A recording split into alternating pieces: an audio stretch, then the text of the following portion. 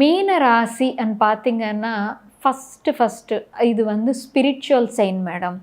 நீங்க நெறைய பேரு யோகிகளு, சாதுகளு, அப்படியே வந்து இந்த சித்தர்களு பார்த்தீங்கன்னா, மெஜாரிட்டி ஆஃப் த பெர்சன்ஸும் மீன ராசிக்காரங்களா இருப்பாங்க.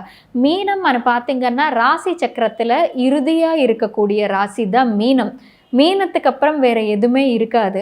அதுக்கு தான் மீனம் சொன்னாலே வந்து நமக்கு மகர் லோகம் சொல்லுவாங்க. அந்த லோகத்துல எதுவுமே இருக்காது.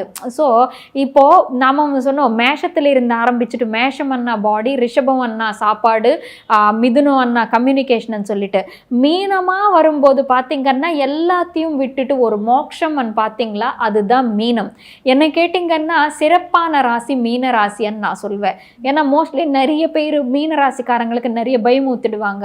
மீன ராசிக்காரங்களோட வாழ்க்கை எப்படி இருக்கும்னா, ஒரு மீன் வந்து ஈஸ்ட்டுக்கு போயிட்டு இருக்கும், இன்னொரு மீன் வந்து வெஸ்ட்டுக்கு போயிட்டு இருக்கும். ஸோ இவங்க வாழ்க்கை வந்து இந்த பக்கம் போகணுமா அந்த பக்கம் போகணுமான்னு தெரியாமல் இருக்கும்.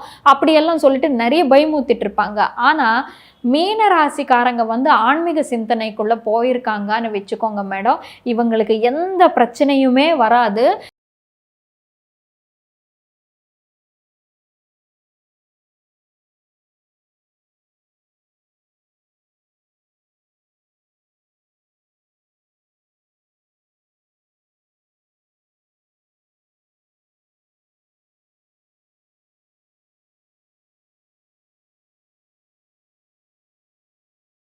ஆழமாக போக முடியும். அந்த குண்டலினி சக்தி என்றது ஒன்று இருக்கும் இல்லையா மேடம், அது வந்து ஆக்டிவேட் பண்ண முடியும் மீன ராசிக்காரங்கனால. எதுக்குன்னா மீனம்னு பார்த்தீங்கன்னால ஸ்பிரிச்சுவல் சைன், ஸ்பிரிச்சுவாலிட்டிக்கு சம்மந்தப்பட்ட ராசி தான் மீன ராசி.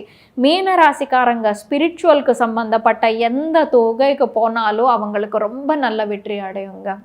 ரொம்ப நல்ல வெற்றி அமையும் மீன ராசிக்காரங்களுக்கு.